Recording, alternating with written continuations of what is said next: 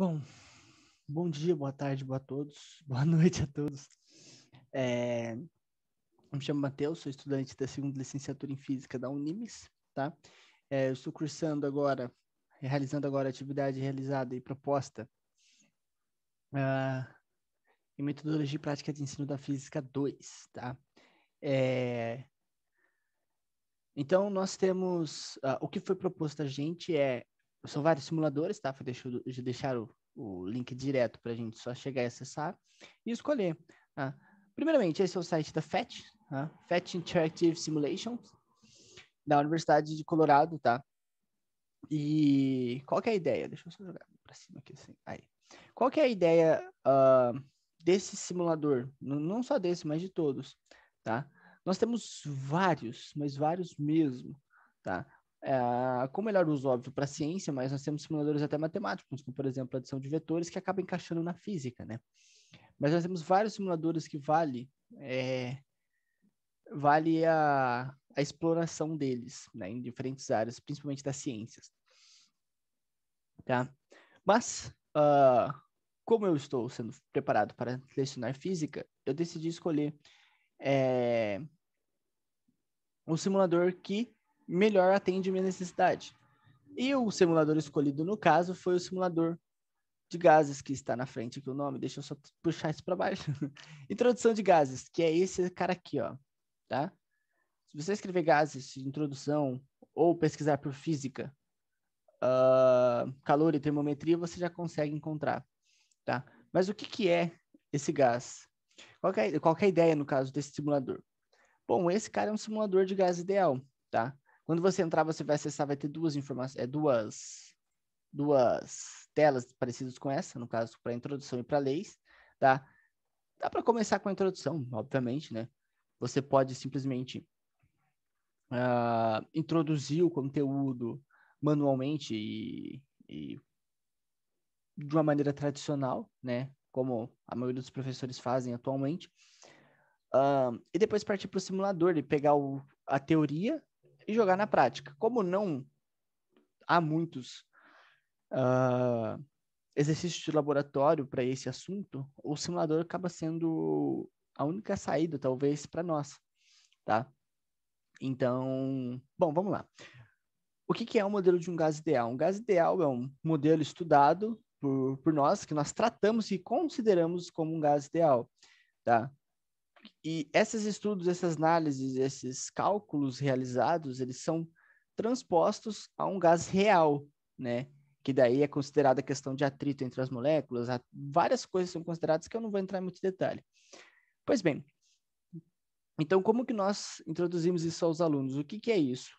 É um recipiente e lá vai ter algum gás que, por exemplo, gás a própria, aqui, nesse simulador no específico não tem, mas gás de argônio, por exemplo. É um gás que simplesmente pode ser pegado e injetado dentro de alguma coisa, enfim. Aí vai da criatividade de cada professor para inserir esse assunto com o aluno. Eu não vou me expandir muito nisso. E como funciona o simulador em si? Tá? Como que nós utilizamos ele? Bom, primeiramente, nós temos uma espécie de alavanca, não sei, um puxador, para conseguir alterar volume, né? Porque uma das condições de um gás é o volume, né? O volume do gás é o volume que o recipiente que o comporta assume. Então, se esse recipiente, por exemplo, tivesse um volume de 5 litros que seja, o gás em questão teria 5 litros de volume. Se o recipiente tem 15 litros de volume, o gás em questão teria 15 litros de volume também, tá? Pois bem, então o que nós conseguimos aplicar aqui? A introdução inicial está lá na equação de Clapeyron, né? Com pressão, volume, temperatura, número de mols e a constante universal dos gases. Então, como que a gente pode introduzir isso? Primeiro, simular como funciona a interação dos gases, do gás e das partículas, né? Já que isso aqui é a introdução, você pode vir, por exemplo, aqui em partículas e começar a injetar essas partículas dentro do gás e começar a perceber que automaticamente a pressão, conforme vai aumentando as partículas, já vai aumentando, né? Já que pressão é a colisão das partículas da parede do recipiente, né? Você pode ter tanto partículas pesadas quanto partículas mais leves, e aí vai de como você vai aplicar isso daqui, tá? Então, por enquanto, outro jeito de injetar partículas é você vir manualmente com as bombinhas aqui injetando as partículas, tá? Tanto das mais pesadas quanto das mais leves também.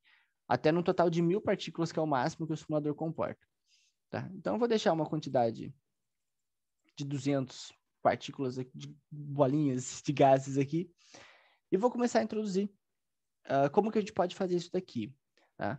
No início, existe a equação de Clapeyron, tá? Que envolve, e as leis, né, no caso, que envolvam a equação de Clapeyron, né? Que a gente já vai ver mais para frente na questão das leis. Mas nós podemos, por exemplo, calcular o volume desse recipiente baseado no número de mols que contém, que esse recipiente contém, a pressão e a temperatura. E, obviamente, a constante universal, utilizando a fórmula do PV, que é a pressão volume igual número de mols, constante universal vezes a temperatura, PV igual a nRT, tá?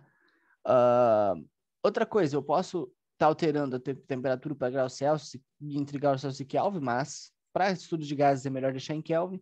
A questão da pressão também pode ser trocada para quilopascal, que também não é muito interessante, mas deixar em atm.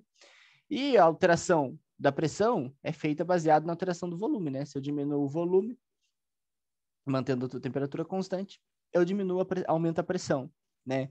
E aqui já começa essa ideia de aplicar as leis, já começa a ficar intuitivo isso, né?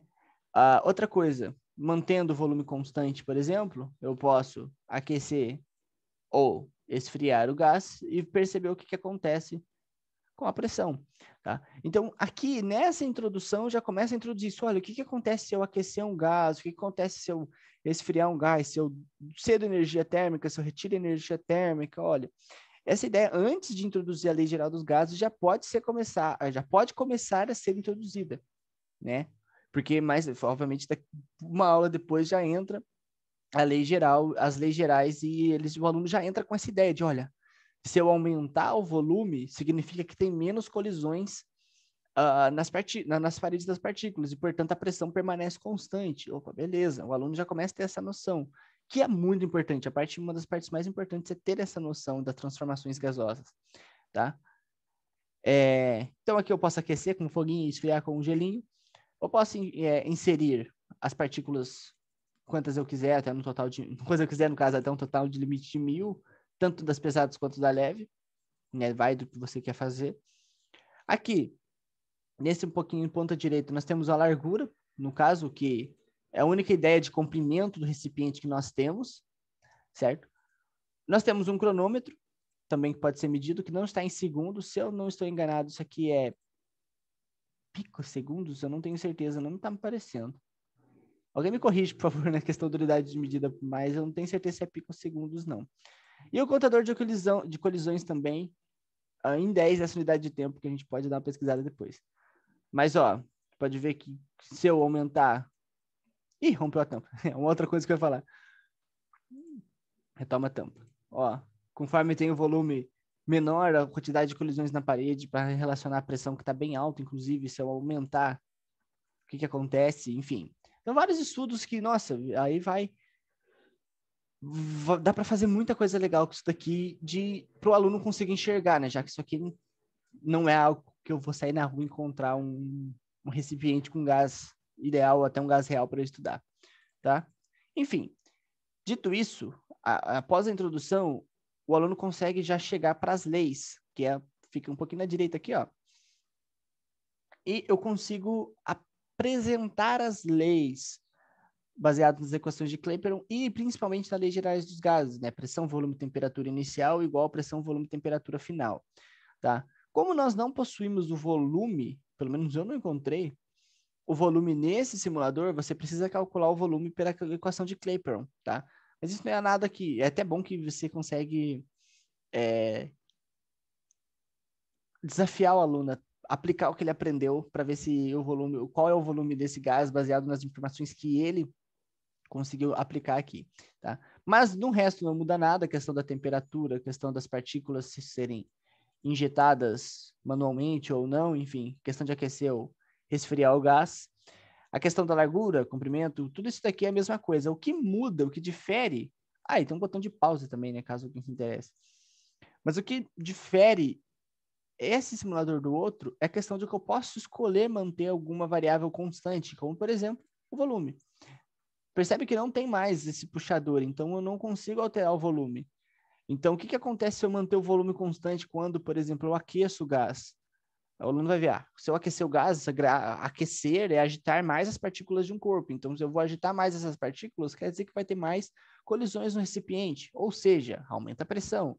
Enfim, tudo que foi usado aqui na introdução, aplicado na lei agora, levando em consideração a transformação da lei geral dos gases, tá? E as transformações gasosas, no caso, tá? Então, posso manter volume constante, posso manter a temperatura, sumiu aqui. O que acontece se eu manter sempre a temperatura constante? Ó, se eu alterar o volume, altera a pressão, diminui o volume, diminui a pressão, enfim. O que acontece agora se eu manter a pressão constante, podendo variar, ó, em função do volume, no caso? Então, o que vai acontecer? Eu preciso mexer na temperatura, só que daí aparece uma cientista aqui falando que eu não posso. O volume seria muito grande para isso acontecer. Então, tudo isso é questão de análise, ó. Manter a pressão constante. O aluno vai tentar falar, agora eu posso, ó. Ah, por quê? Porque estava já no volume máximo, não posso passar do volume máximo. Então, ó, se eu aqueço o gás, o que acontece? Para manter a pressão constante, você percebe que a pressão não aumenta, ó. Então, se eu aumento o gás, eu tenho que aumentar o volume para ter mais espaço para as partículas continuar batendo de maneira igual. Ou seja, é tudo aplicação das equações da prática, né? Enfim, nossa, dá para fazer muita coisa mesmo. Eu mesmo já tenho aulas preparadas com isso aqui, inclusive para a semana que vem, para fazer meus alunos usarem tudo que a gente está aprendendo agora, que a gente já entrou nesse assunto, para ser aplicado aqui, né? Porque o máximo que eu consegui de simulação disso aqui para ele foi um aluno que tem uma coleção de bolinhas e ele tem umas bolinhas que ele não usa. Aí ele falou: pode parecer que é uma bolinha batendo na parede para simular a pressão? Pode. Ele levou a bolinha, eu bati as bolinhas na parede e falei: isso é pressão, gente. Tá? As bolinhas dele, no caso, que simulavam o gás, e a parede da sala era a parede do recipiente. Então, aqui ele vai conseguir ver com mais nitidez, no caso, né? Pois bem, pontos positivos de usar isso daqui dentro da sala é o que eu já falei, na questão de que o aluno consegue enxergar de um jeito mais fácil a prática. Pontos negativos, talvez é a falta de tempo. Eu sinto que para você conseguir vencer um conteúdo, falta tempo, né? É muito feriado que vem, é muito evento na escola, às vezes você precisa retomar algum assunto, porque o assunto já é um pouco mais difícil. Então, a falta de tempo é um cara que atrapalha, né? Você conseguir trazer esse tipo de aula, né? Não estou nem falando de recurso, né? Eu estou levando em conta escola particular. Eu trabalho num colégio particular e a gente tem um certo recurso que a gente pode conseguir trabalhar com isso. Então, esse é um ponto, seria um ponto negativo que eu acho. Talvez a falta de tempo. Mas não é nem pelo simulador, é sim para aplicar isso na sala. Agora, na questão do simulador, o ponto negativo é a falta do volume. Eu senti falta de poder comparar o volume com as equações que eu fosse fazendo. Eu fiz a equação, será que o volume é realmente aquilo? Será que a temperatura, a pressão é realmente isso? Então, a falta do volume do recipiente atrapalha um pouco. Não sei se por ser perspectiva 2D não tinha espaço para esse volume, eu não sei o que aconteceu, mas não tem um volume. Então, eu senti essa falta. Né? Poderia aparecer o volume, mesmo que talvez a ideia seja o aluno calcular. Mas poderia ter um botão, por exemplo, para esconder o volume, para esconder a pressão, para esconder a temperatura, para esconder o valor, no caso, de ambos eles, dos três, no caso, para a gente conseguir fazer com que o aluno tenha certeza, tire uma prova real do que ele está fazendo. Então, a falta do volume é realmente um fator bem negativo para esse simulador. Eu acho bem prejudicial isso, porque poderia muito bem ter um volume baseado nas equações e nas leis. No mais, eu acho que é isso. Eu não tenho nenhuma experiência de sala de aula ainda. Como eu disse, essa experiência de sala de aula vai ser na semana que vem. Então, fica para uma próxima atividade que eu ainda não consigo aplicar. Mas, fica aí, então, minha dica e meu trabalho com relação ao simulador de gases, né? E é isso, gente. Obrigado por quem assistiu. Obrigado, professor, também. Tamo junto.